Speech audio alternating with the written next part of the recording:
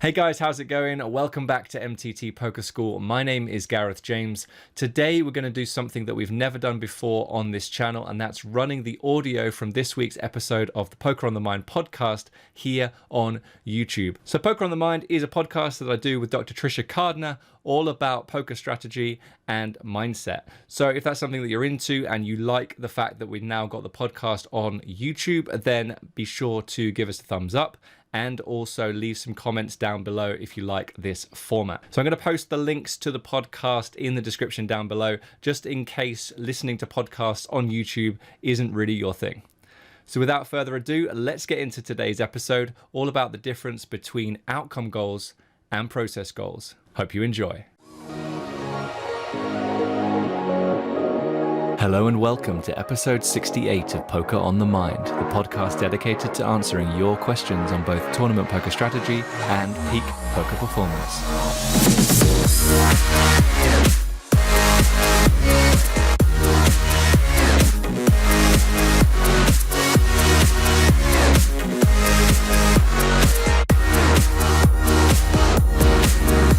Now here are your hosts, Gareth James and Dr. Tricia Cardner.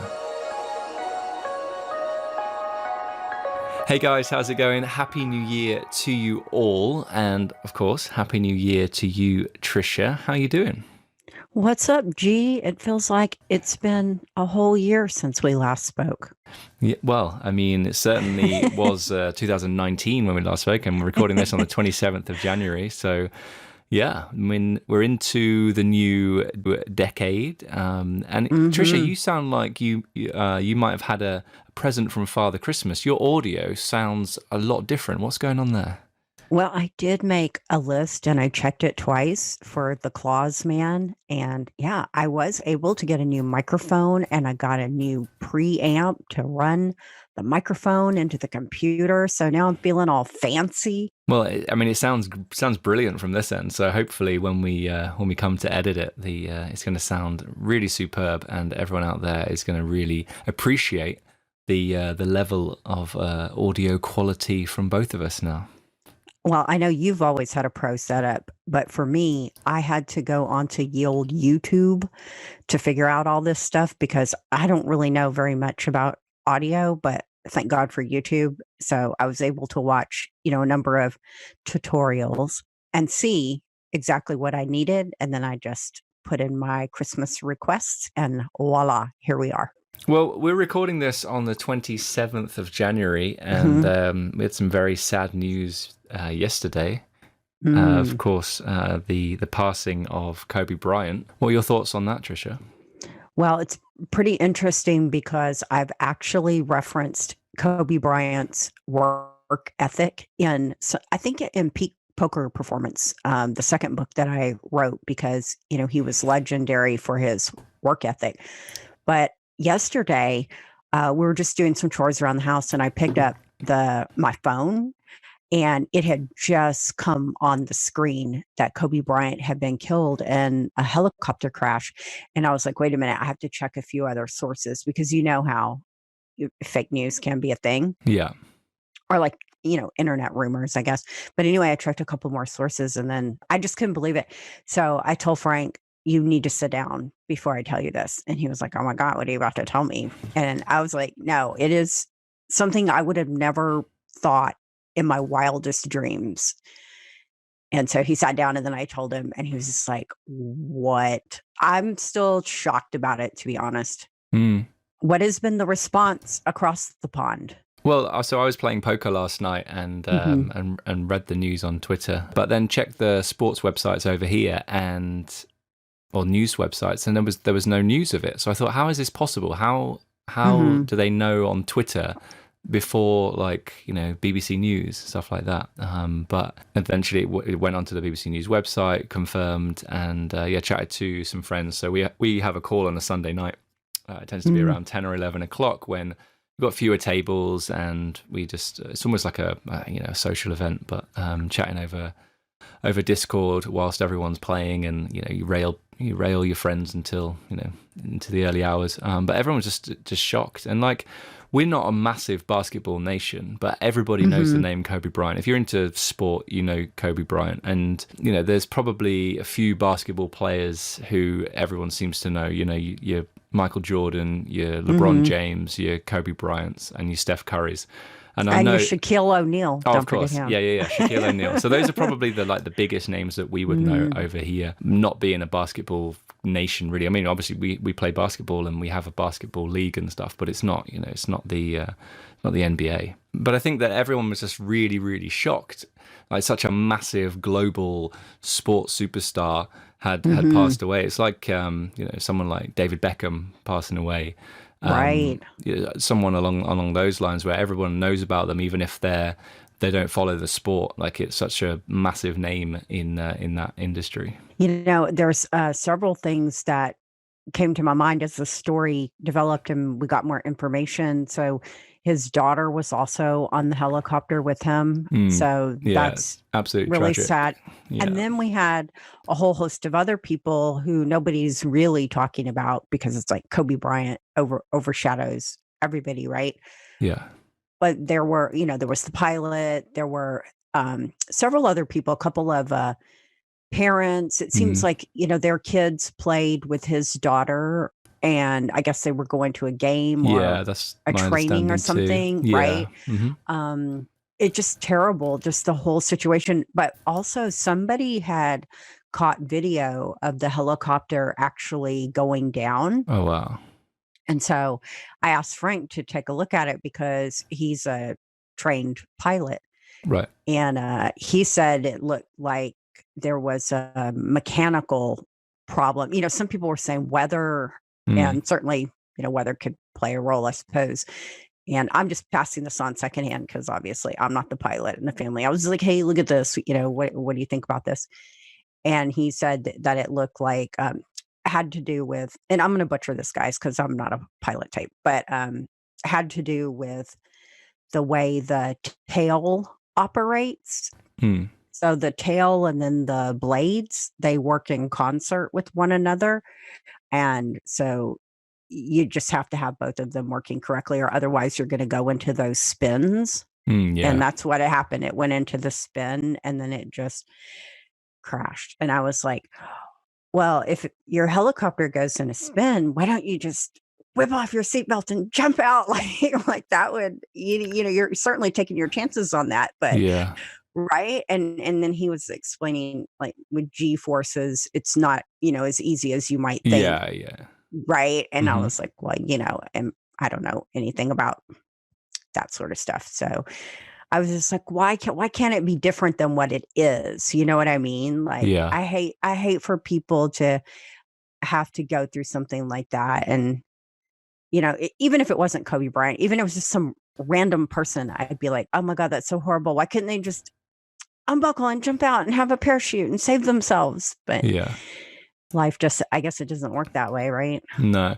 Well, we seem to hear about the you know, helicopter crashes leading to deaths, and I think you know, there's been some high profile deaths, you know, caused by helicopter crashes. I mean, obviously Kobe Bryant, the chairman of one of the football clubs over here, Leicester City chairman, and his you know, as part of his family, maybe his wife and entourage, they died just outside the stadium. I want to say like a year, 18 months ago now. Wow. And I mean, you know, makes you think, like, when you hear about this, because it becomes such big news because it's you know, famous people passing away. Right. And then you start to think, okay, well, a helicopter's like actually that safe. Yeah, I wonder if it's because, you know, people who are more wealthy travel by helicopters, and also the story is going to be shared because they're famous, and therefore it's like this, you know, we remember it. We think suddenly, wow, these helicopter, you know, there seems to be a lot of helicopter crashes. You know, this doesn't seem like the safest way to fly, but there's probably, you know, thousands of helicopter flights every day, and nothing happens. So it's a real tragedy, but you know, sort of linked. I mean, not that I really want to use this as an opportunity to link it to poker, but they're wealthy, so they get to travel by helicopter. They have the money to be able to travel by helicopter. So obviously, and then if they are involved in a tragic accident, it's going to be shared, and so it's, we remember it more. Right. So it doesn't necessarily mean that helicopters are a less safe way to travel, but it's just something that we remember. The brain remembers this because of all of these things sort of aligning, and now we're thinking, okay, well, helicopters not very safe, but I don't know whether or not they are less safe than other modes of transport. Well, that's interesting that you would bring that up, because one of the things we always talk about in statistics is travel. Okay. And so a lot of people are scared to get on an airplane, right?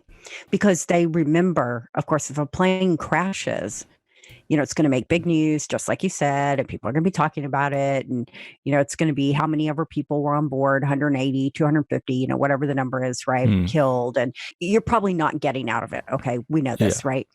But if we look at the numbers, you are far, far safer flying in an airplane than you are driving in a car. Yeah. But it's like you said, the way the mind works, something really big and dramatic, like that sticks out to us, and we overestimate its probability. Where for sure. it's something, or shark attacks. That's another thing, right? People are, you'll hear about the shark attack and be like, oh my God, I better not go to the beach. And, this is Jaws all over again or whatever. Yeah. And the likelihood that you're going to get chewed up by a shark is very, very small. Having said that, if you see one, out there, like, don't go up and try and pet it or something. That seems like a bad idea. But, you're far more likely to be in your house and to get zapped, by the plug-in or something like that, right? A household accident is far more likely, you fall off the ladder or something like that. That's far more likely to get you than, say, a shark attack. But that's not very exciting. We don't hear about it on the news. We don't remember it. So, and to tie that back to poker, we kind of remember the big splashy hands, perhaps, but we don't, just sort of the mundane run of the mill, even though the mundane run of the mill, that's what happens all the time, right? Well, yeah, exactly. So that's kind of my point. And just want to reiterate, like, I didn't obviously want to use this as an opportunity to sort of discuss statistics, but there's a parallel, right, between the things that happen time and time again, these safe helicopter flights, safe, flights in an airplane, but the ones where the things go wrong, you're just going to remember forever. I mean, because that's just so devastating. I think, you might be able to survive a car crash. You're unlikely to be able to survive a plane crash, right? I mean, that's the way it appears. But then but there are more car crashes probably than plane crashes. So absolutely. Yeah. I mean, there's I don't know the exact numbers off the top of my head, but it's millions of miles of airplane travel for every crash. Whereas, how many car crashes are there every day? Yeah.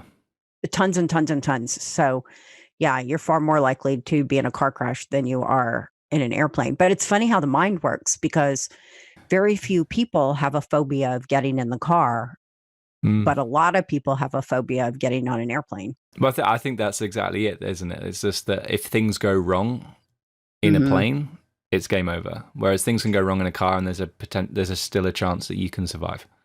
But if we look at the numbers of the people who die in car crashes in, say, a 1 year time frame versus how many people die in a plane crash in a 1 year time frame, or even a 5 year or 10 year, doesn't matter what. Oh yeah. Yeah. Right. We might see, like, oh my gosh, I don't know, I'm making up numbers, guys, but proportionally, we might see like 1,000 people died in the plane crashes, but it was 1 million people in the car crashes or something. Oh yeah, right? You're much more statistically likely to die in a car crash. Yeah. But I mean, this is obviously just a very morbid way to start the new year. We wanted to pay tribute to Kobe Bryant, but maybe we can move on and look at today's episode and maybe try and be a bit more cheery. I mean, it almost feels bad to suddenly go from that to being really cheery, but I reckon that, everyone listening out there, you probably want us to be a bit more lively and have a bit more energy and try to shift the mood. So we're not doing it like out of disrespect. It's just because we want you to listen to something that's a bit more upbeat and a bit more enjoyable than talking about plane crashes, helicopter crashes, and the death of Kobe Bryant. And I think the other thing to take away from it is that life is short. So make sure you're doing the things that have meaning to you, right? Yeah, because definitely. Somebody like as rich and famous and whatever, adjectives you want to use. He had all the money in the world, all the opportunities, blah, blah, blah, and it's gone in a second. Yeah, So absolutely. we gotta really pay close attention to what it is we most value and what it is we most want to do with our lives and get out there and do it. So I think that's the more positive takeaway. Yeah, absolutely. I agree. On that note, let's move on into what people can do to improve their poker. Let's do it.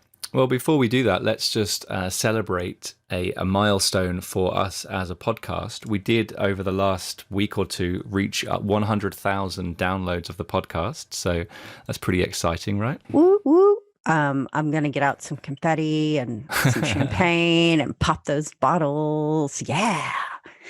And the thing that I really embrace is we would never hit those numbers if we didn't have our loyal listeners who are downloading every episode and listening and telling their friends and that sort of thing. So a celebration on our side is really a celebration of everybody who's listening. Yeah, absolutely. Massive shout out to you guys for tuning in every episode we put out. And we promise to put out more regular content now that we've started 2020. As I said, we're recording this at the end of January, but we're really hoping to put out more regular content. And me saying that now, I think just holds us accountable really to get that content out. Let's get it out, guys. So yeah, excellent stuff. Thank you for downloading and listening to the podcast. Do you have a question today, Tricia? Okay, so Larry, a member of my group, had a question which I wanted to bring up because I think it's something that a lot of players deal with. And so this is how he expressed it. He said, "Here is the psychological mindset conundrum I'm in. I have been really trying hard to consistently have winning months. Until this month, I've had 4 positive months in a row, but this month I have a slight loss with 1 week left. I know I should focus on making good decisions and let the results fall where they may. But I also think there are some psychological benefits to continuing to show a string of profitable months. So this leads to the following questions. Should I do everything I can to make the month profitable or make as many good decisions as possible and just let the results come as they may?" Great question. So the first thing that came into my mind is the difference between a process goal and an outcome goal.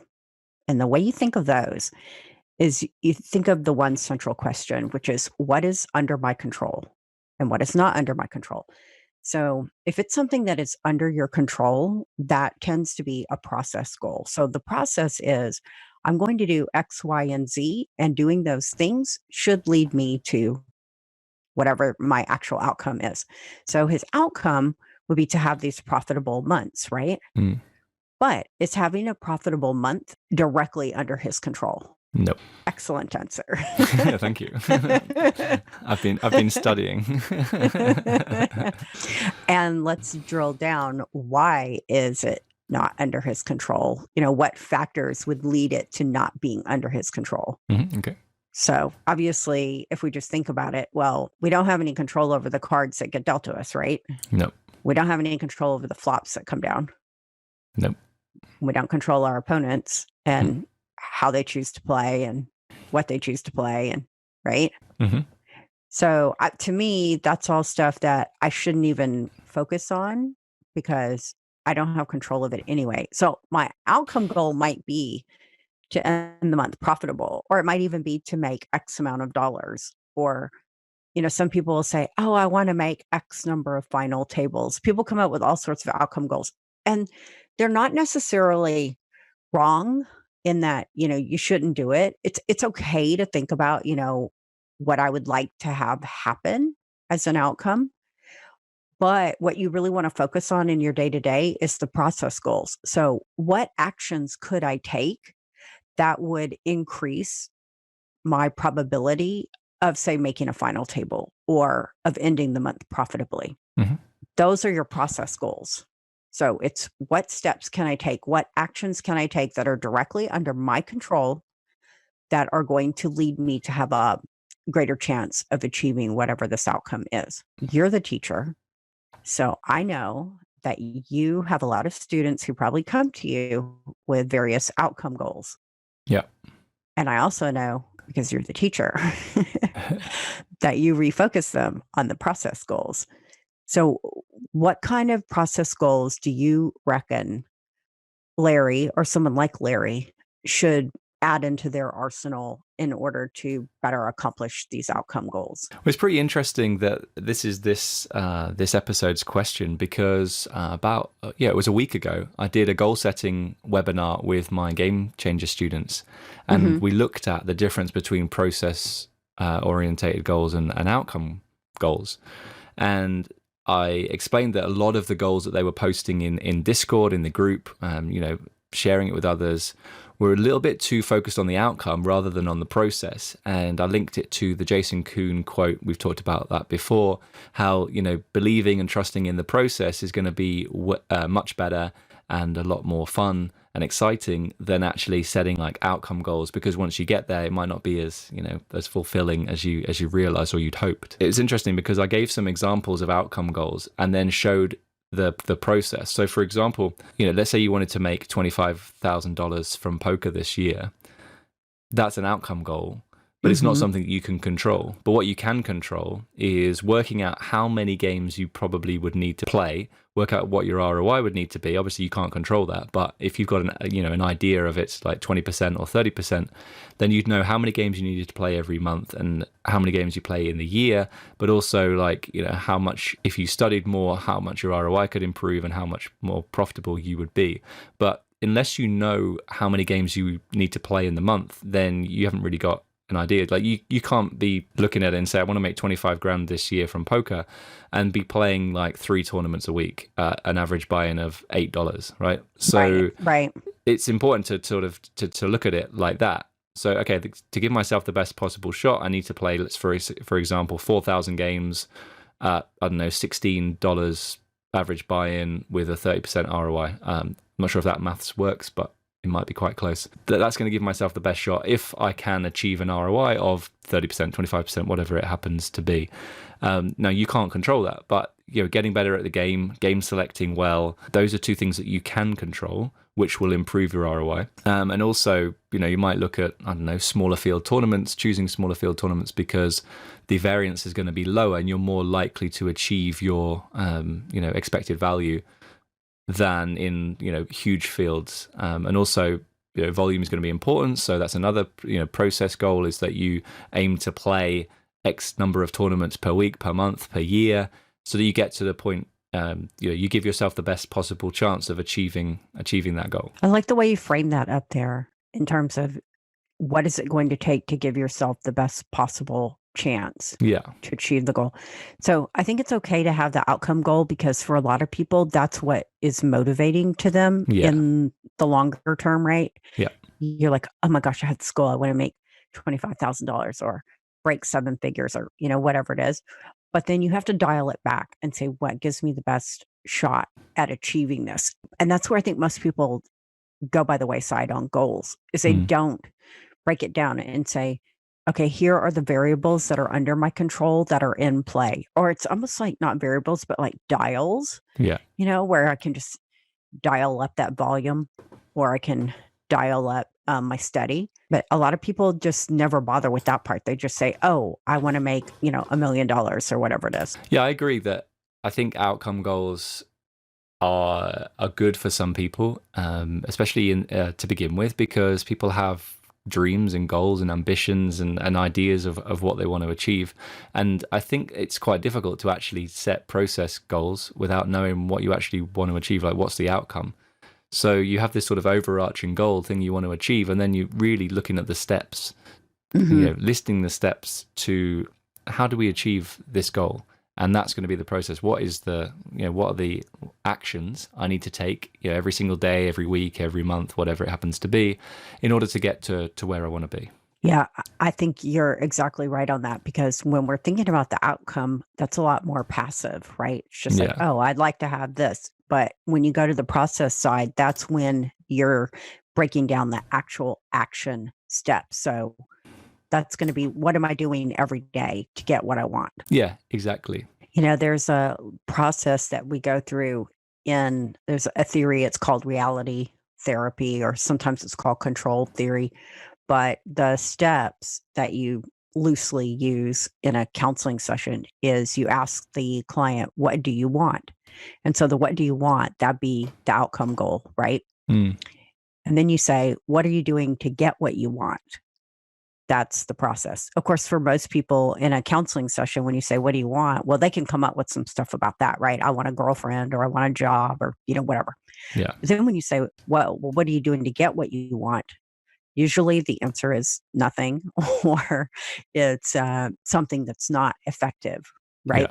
Yeah. Then the third phase is what you're doing working? So is what you're doing likely to get you what you want? Mm. And of course, the answer is typically no. Because like if you say, oh, I want to make, I want to make the main event final table. Well, are you studying? No. Are you putting in volume? No. Do you have a coach? No. Do you have Right? 10 grand to play the main event? No, right? And so then is what you're doing likely to get you what you want? Well, of course, the answer is no. Then the final step would be to make a plan Yeah. to come up with some things that could reasonably get you going. Okay. Then you make a plan, and most importantly, you start implementing the plan. And then you implement for, let's say, a week's time. And then at the week's time, you're going to go back through it and you're going to say, okay, what's my goal? What do I want? What am I doing? And of course, at this point, you should be going through the steps of your plan that you came up with. Mm. But you're still going to ask yourself, is what I'm doing working? Because maybe some of the things that you decided you were going to try as steps, maybe they really aren't what you needed, right? Yeah. So you can still evaluate. And then again, you retool the plan or tweak it as needed. Or, if you think everything's fine, you just can continue on.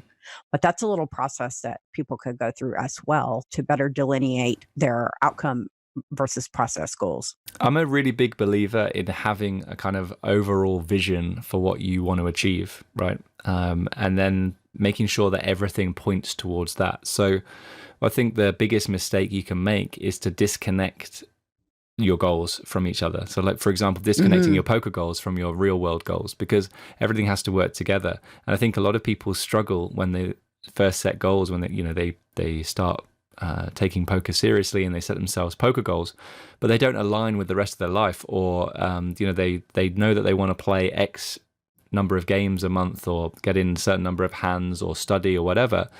But then they need to work out and work away, find a way of making sure that everything in their life kind of aligns. So for example, if you don't share this overall vision that you've got with a partner, or let's say you're in a relationship and you don't share it with them, then it's just going to cause problems, because you said, I've got to play 4,000 games this year, and they want to go out for dinner with their parents, and there's a sort of a disconnect there. You're not communicating effectively enough, so everything has to align. So therefore, having this overall vision of being happy, or successful, whatever it happens to be with this sort of overarching goal, that's going to include having a successful and happy relationship, which probably isn't going to mean playing poker and studying poker 24/7 and neglecting your partner, right? Yeah, I think so. I think you're absolutely right about that, because when we look at it from a systems perspective, you have to realize that any change in one part of the system is going to affect other parts of the system, right? Yeah. They call it the butterfly effect, which Right. is this idea that, it came more from like a weather thing, which was a butterfly could flap its wings off the coast of South Africa, and then it would cause a tsunami in San Francisco, Yeah. Mm-hmm. something like that. Yeah. But it really is true, though. You have to get the whole system working together, right? Yeah. I mean, I think as well, like, that's why a lot of people struggle to align their goals with their actions, because they have this big dream and they are too focused on the outcome. They're like, I want to make X money. I want to win a bracelet. I want to win this tournament. I want to win in this tournament, whatever it happens to be. But they're not putting the work in, and they're not prepared to, maybe give up some things in their life. Obviously, there are certain things that you can't. I mean, if you've got a family and you're in a relationship, you can't just be like, okay, I'm not going to look after the kids for this year. You can't do that. But giving up like watching Netflix every night, or giving up having a lie-in 3 days a week. These are things that you can give up in order to achieve what you want to achieve. But if you say one thing but you're doing another, then your goals and actions are not aligned. And I think that in order for them to be aligned, you need to have this overarching vision for what you want to achieve. And without that, it's really, really tough to stick with your goals and really act upon them, I guess. I want to piggyback on what you said, because it's really important. And I want to say one little tweak. So sometimes when people have this big goal, they think that they have to go like really big. Okay. Oh, yeah. I want to get really good at poker, so I need to study 8 hours a day and then play 8 hours a day. Right? Yeah. But what's really going to be important is, number one, that you take some action, and two, that you do it very consistently. And generally, consistency, that's always going to be going big once in a while, right? Yeah. So think of things that you can consistently do. So, to go back to your idea of, maybe you give up Netflix or you don't sleep in, see where you can, pick up 10 minutes of time, 15 minutes of time, something like that, and insert, if your goal had to do with exercise, for example, well, a lot of people are like, oh, well, I have to go to the gym for an hour a day, but I don't have an hour. But maybe you have 10 minutes and you could start doing something with that 10 minutes that would ultimately make you more fit, right? Yeah, love it. But instead we go, oh, well, I only have 10 minutes. I can't do anything in 10 minutes. So we just don't do anything, right? Yeah. So be far better off studying for the 10 minutes, or exercising for the 10 minutes, or meditating for the 10 minutes, whatever it is. Just find these pockets of time and consistently take action on whatever your goal is. Mm-hmm. So when I start lessons with a new student, I'll often ask them what their day looks like. And most of the time they have, full-time jobs, and they play in the evenings or at weekends, and they want to study whenever they get time. And so we break down what their day or their week looks like, and see where they can fit in times to study, to exercise, to play, make sure they're spending time with family, meditating, lots of different things. And what happens is, as soon as you start to have that structure in your day, you realize, oh, actually, there's an hour before dinner every day that I could study, or go to the gym, or meditate, or read, or something like that. And I think some people don't realize how much time there is in the day. I mean, you just said it about 8 hours of playing and 8 hours of studying, and then 8 hours of sleeping. Like, imagine doing poker for 16 hours a day, but that's realistically how much time we have in the day. 16 hours is a long time. And I know some of it's going to be commuting, some of it's going to be at work, but you're going to have a lunch break. You're going to have, before work, after dinner. There's still a lot of hours in the day when you can be doing these things. And like you said, even if it is just 10 minutes here, 10 minutes there, that's going to be a lot better and get you closer to achieving your goal than just not doing it at all. Yeah, I think that's an important point. I would say also track your time.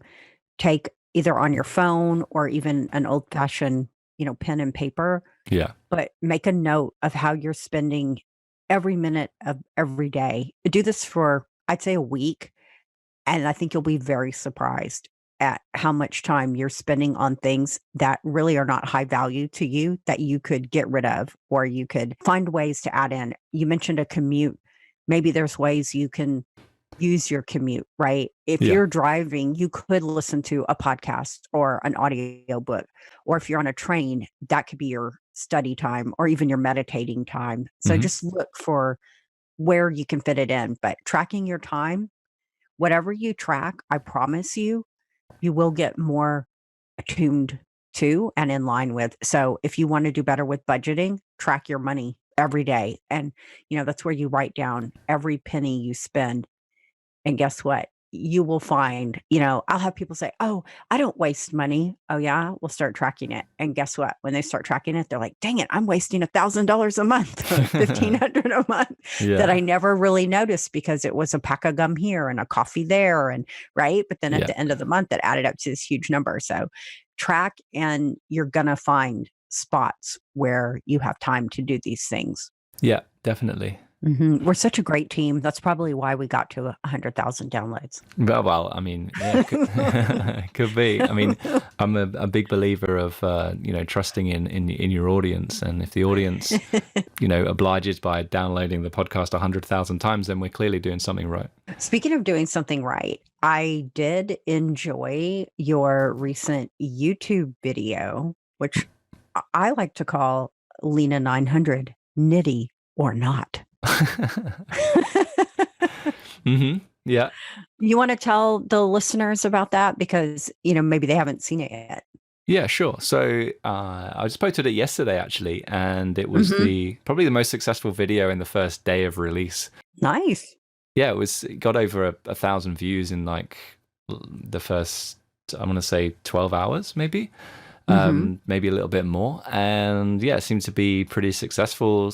It caused some debate and some, it's great to talk about some of the spots in there. But basically, it's 4 hands taken from the PokerStars Winter Series $530 Turbo Final Table. So PokerStars do replays, and they do the whole cards up, so you can see everyone's hand and what they called with, what they raised, what they folded, stuff like that. And there's a hand in there where the under the gun player opens for 6 bigs off a 14 big blind stack, and then a 20 big blind stack jams, and then it folds to Lena in the big blind, and he has 20 bigs, and he has ace king off. And the question is, is he a nit? And I don't want to. Now, if you know Lena 900, he's ranked number 1 in the world on Pocket Fives. He's got around 18 million in online earnings, and chances are he's not a nit.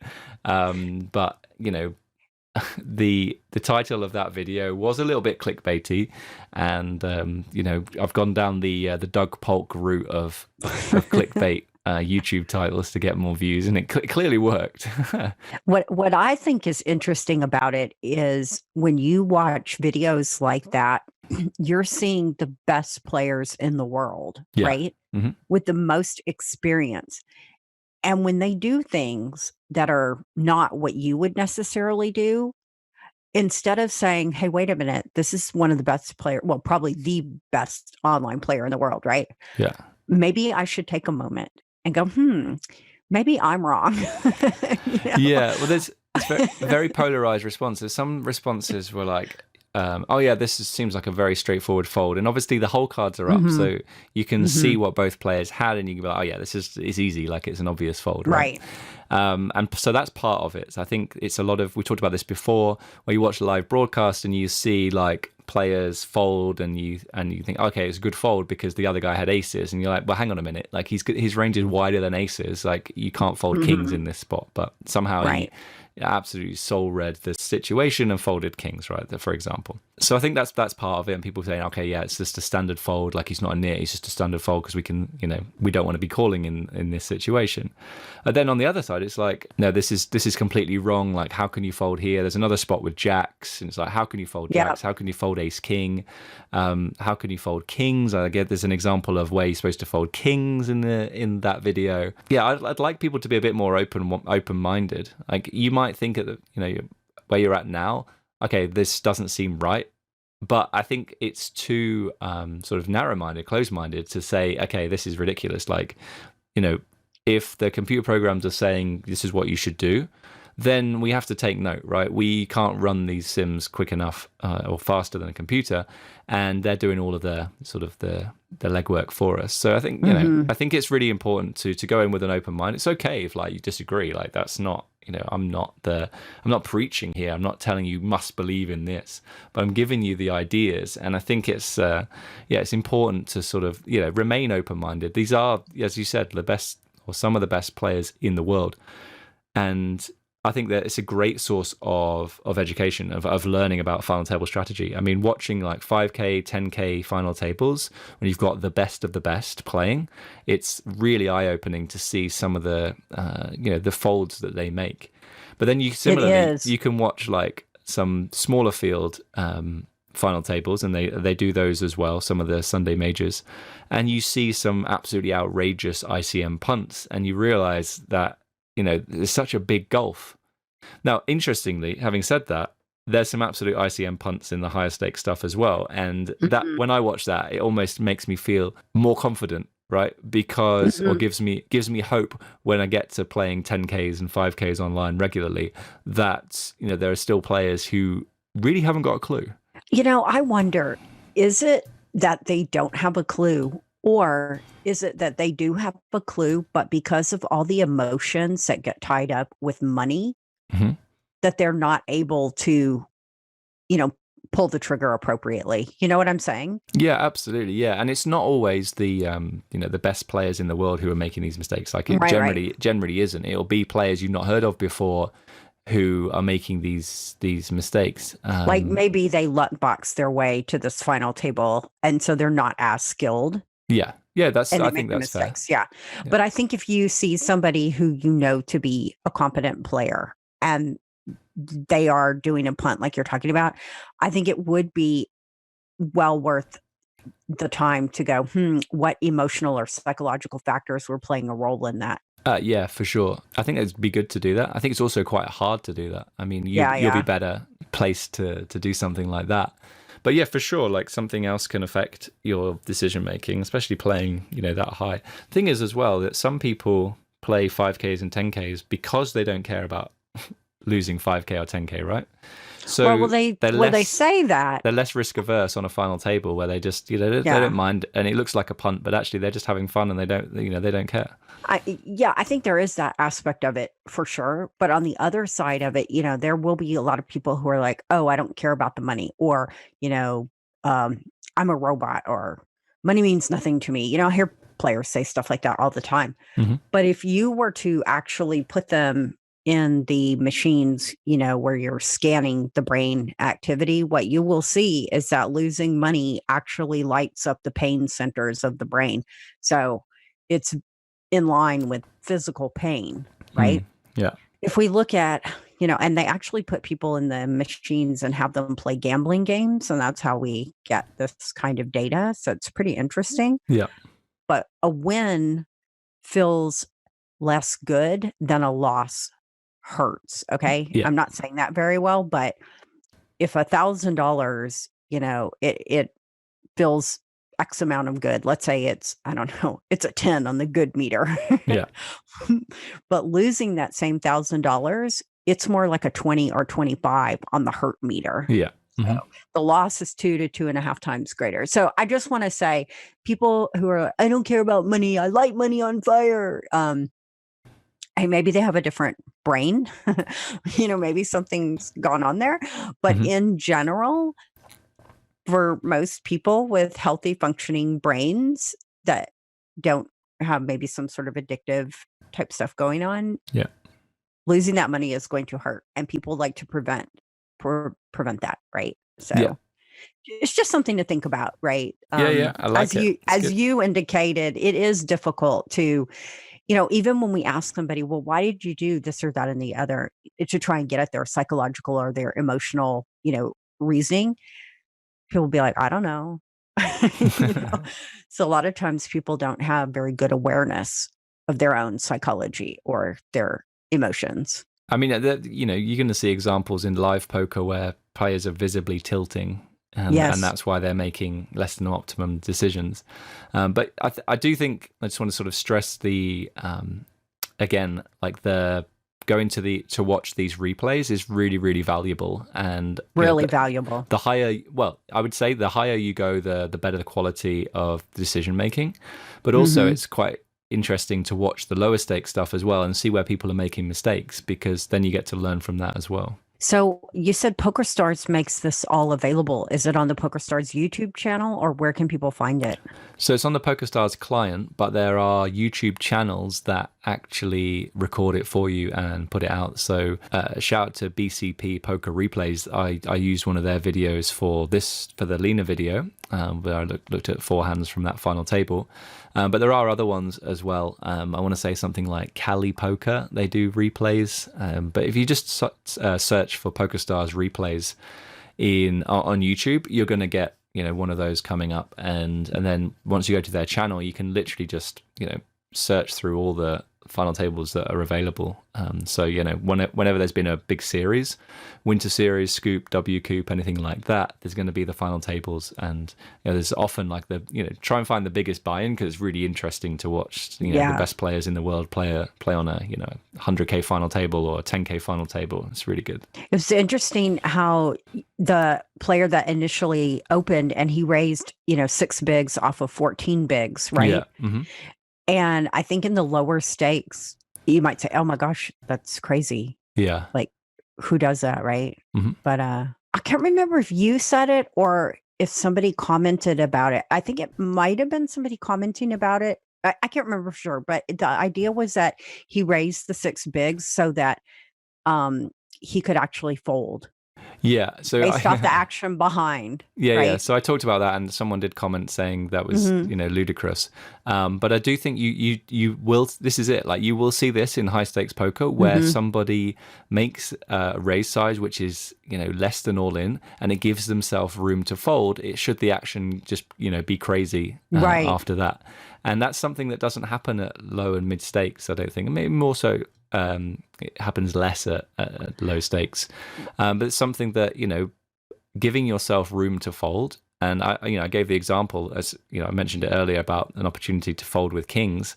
Like, that was the example in that hand. Like, if he'd raised and 2 players went all in, then he should actually go ahead and fold kings in that spot. And it's based on the stacks around the table. I think there's some a few short stacks around the table as well. So it's it's really, again, this is really important to sort of be open-minded and say, okay, well, he's never raised folding. Like, we don't know. Like, we don't know what his strategy is, but also the ICM calculation is showing you that actually he should fold pocket kings.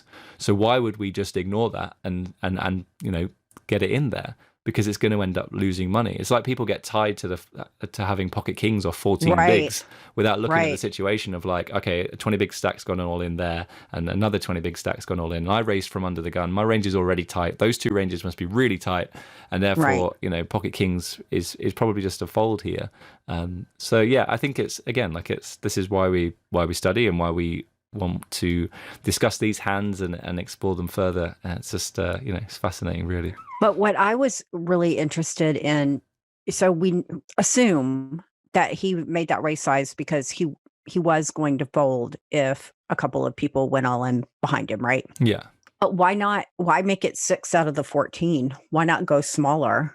Or is it because if he goes smaller, then he's almost encouraging? So by going to the 6 bigs, he gets really clear information. Yeah, I think it's that. Yeah. So he makes it 6 bigs, and he's kind of committing himself to one player. Right. But I think, if he goes three bigs, then I don't think he's then committing. I mean, obviously with kings he would against one player, but as an overall strategy. So I think that he's making it 6 bigs and forcing his opponents to shove or fold. Like, it's very difficult to flat 6 bigs, right? So he's making it that uncomfortable bet size or raise size pre-flop to then force, like, okay, if you want to play this hand, you got to jam. And then it plays into his strategy and to his hand. But then also giving himself that room to fold should 2 reasonably big stacks decide to get in as well. And it was a turbo tournament, so the biggest stack at the table was like 20-25 bigs. So it wasn't like everyone's deep stacked, and 14 bigs is not very much, so you can't fold. Like, you have to assess each hand as a unique spot and go from there. And there was like somebody on the table who, if I remember correctly, had like 1.5 big blinds, right? Or something like that. It was like really small. So yeah, if you compare 8 bigs to that, right, you've got heaps. Yeah, well, yeah, exactly. And especially if like the 2 big stacks collide, like one of them could bust and you just locked up another pay jump. Which is what would have happened if Lena would have played that hand. Right, yeah. The ace king, right? Because him and the other guy had like 20 bigs, or I don't know. I'm doing it off the top of my head what I remember. I'm not looking at the video right now. But yeah. And Lena's just like, I fold. And people are like, look at that knit. yeah, exactly. Yeah, so nitty isn't something that you'd normally associate with Lena, but the whole idea really is to show you how tight you need to be calling in those high ICM pressure and final table situations. The other thing I want to bring out is about the stack size, not the stack size, I'm sorry, the bet size, because people are like, well, what does everybody do? Oh, well, we open 2.1x at this stack depth. And we get really fixated. Well, this is the right size, not realizing that if we do in this spot open a quote standard size, we're not going to get very good results, or we're not going to get the information that we seek. We're muddying the waters. So by choosing the way he chose, he would get a clear sense, right? Yeah. Like he knows. But if he would open like the 2.1 or 2, whatever, he wouldn't get. So I think it's important to remember that we get caught up in doing what is correct. I'm doing air quotes, or standard, but that might not be the best thing in a particular spot. No, exactly. And I think, if everybody was the same skill level and everyone played exactly the same, so just making it 2 bigs there or shoving there or whatever, then all that would happen is money would just move around the table. So it's okay to do things differently. There'll be a reason why he's decided to play the hand in that way. And I think it's important that we learn from it. I don't think we can look at it and go, he's making it 6 bigs because he's a donkey. But also, similarly, we can't just look at it and go, okay, but he's doing this, so he's really sick, so he must be doing something right. Right. You have to be, you have to, weigh it up. You can't just be like, oh, it must be amazing because he's done it. And there are some high stakes regulars who are, maybe doing things that are out of the ordinary and that are very difficult to prove and support, but at least we got to remain open-minded and look at what people are doing and see how we can sort of gain an edge on the field. I like the way you do the reverse engineering too. It's like, okay, let's go backwards and see what are the possible reasons why he would do this, and sort of reverse engineer it that way. Yeah, and this is like when you're studying, when you're learning, like rather than just look at the exact hand that you have. So it'd be very easy to just look at that hand and say, okay, so ace king off is a fold, move on, next hand. But actually, we want to know, okay, what's causing us to have to fold this hand? What hands should we get in? Can we get queens in? Can we get jacks in? I don't want to spoil it, so we won't tell you. We won't tell. But you get to learn so much more, and then you get to look at it like, okay, so what's the under the gun player's range looking like? What would I do in this situation? Why is he doing something differently? Then the other player who jams, like, what's his range look like? Are there anything like, is he flatting some hands? Is he jamming others? And then it comes to the big blind, and so you're looking at 3 different players' ranges. I mean, you could also like look at all the other players and say, okay, this is the range of hands they should get in, and so you're sort of expanding your understanding of the situation rather than just looking at the exact hand you've got and whether it's a call or a fold. There's a lot going on in that video, even though it wasn't very long. I think it's like 7 or 8 minutes or something, but there's actually quite a bit in it if you take the time, and don't just look at it like while you're doing 10 other things, but really put your focus on it for the 7 or 8 minutes. And I think you'll get a lot out of it. Yeah, I think so. Cool. All right. Well, let's wrap things up there, Tricia. It's been great to talk to you again. And as I said to everyone else out there, we will be putting out more regular content, and I want you guys to hold us to that. Tricia, where can people find out about everything that you've got going on? I do want to tell folks, I did make a new free course that you can get. It's called the Mindset Disconnect, and it's on the 5 most common mental game mistakes that I see people making. And you can find that at my website, peakpokermindset.com. So go sign up for that. It's my latest and greatest. And I've already had several of my Facebook group members go through it, and they've been raving about it. And speaking of that, you can also come to my Facebook group, which is the Poker Mindset Mastery Lab. So you just have to answer 3 quick questions to get into the group, and I'll let you in, and then you two can join the conversation. Over to you, Gareth. Where can people come and get your stuff? So as we've already mentioned, head over to youtube.com/MTT Poker School and watch. I'm now putting videos up every 3 days. So there are 4 or 5 new videos just in the last month. Nice. already. Obviously, if you did the maths on that, that wouldn't work out. It should be more than 4 or 5 videos. But I've done 4 videos in the last 12 days. So definitely go and check those out. There's a whole sort of how to think like a poker pro series where I took sort of the ideas of Jason Kuhn and sort of broke it down into simple questions that you need to answer at every sort of decision point in a hand. So there were 6 videos in that series in the end, and I looked at it from out of position and in position on the flop, the turn, and the river. So you can, that's how I came up with 6 videos. So definitely go ahead and check that out. That's youtube.com/MTT Poker School. And you can also buy the first 3 modules of the Game Changer coaching program, the MTT Game Changer. All you need to do is go to classroom.mttpokerschool.com, and all the details are on there. And there is a bundle available at the moment where you can buy all 3 together, but you can also just purchase individual modules. So there's the race first in module, there's big blind defense, and then there is playing post flop in position as the pre-flop raiser. Very cool. It's been a pleasure, Tricia, as always. Thank you, Gareth. And everyone else out there, thank you for tuning in, and we will be back in a couple of weeks with the next episode. And until then, take care, and we will speak to you soon. Bye-bye. Bye, guys.